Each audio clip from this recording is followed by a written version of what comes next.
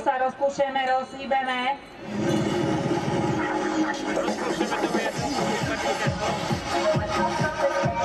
Perfektné. Je to úžasný nápad a dúfam, že každý rok vás bude viac a viac a myslím si, že nielen okolo Vianoc je úžasné, keď ľudia dajú najavo takú nejakú solidaritu. A teraz je to tu z nás a z vás cítiť, takže ste perfektní. Aj keď máte rukavice a ten potlesk je taký tlmený, môžete si pokojne zatlieskať. No, výborne. Ďakujem veľmi pekne.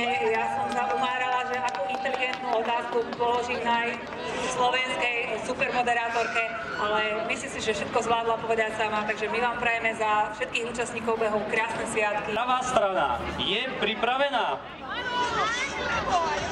Ľavá strana, tamtá strana je pripravená.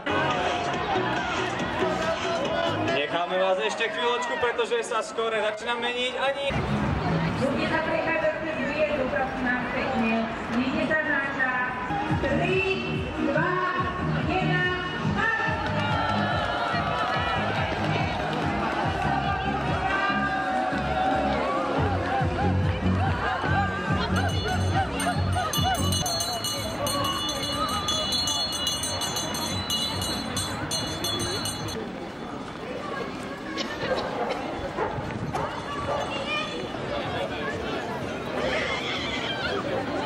Motivovali ma priatelia, ktorí mi o tom rozprávali, reklamu na Facebooku mojich známych a hlavne tá myšlienka, ktorá je vlastne ušľachtivá, podporiť samozrejme komunitu v Banskej Bystrici, stretnúť sa, mať dobrú náladu, trošičku si symbolicky zašportovať.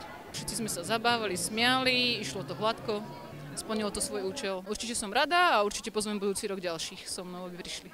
Áno, prvýkrát sme sa začali stretli so synom malým, dvoročný. Viete čo, my beháme kvôli tomu, že nás to baví, to je jedna vec a druhá vec taká, že to je svetelko nádeje. Svetelko nádeje vlastne sú ľudia, ktorí sú nejakým spôsobom onkologicky chorí, či sú to deti, či sú to dospelí ľudia a preto nás to vlastne oslovilo, aby sme týmto ľuďom nejakým spôsobom vedeli pomôcť. Či už našou aktivitou športovou nejakou malou finančnou čiastkou alebo čímkoľvek, aby tí ľudia sa mali lepšie.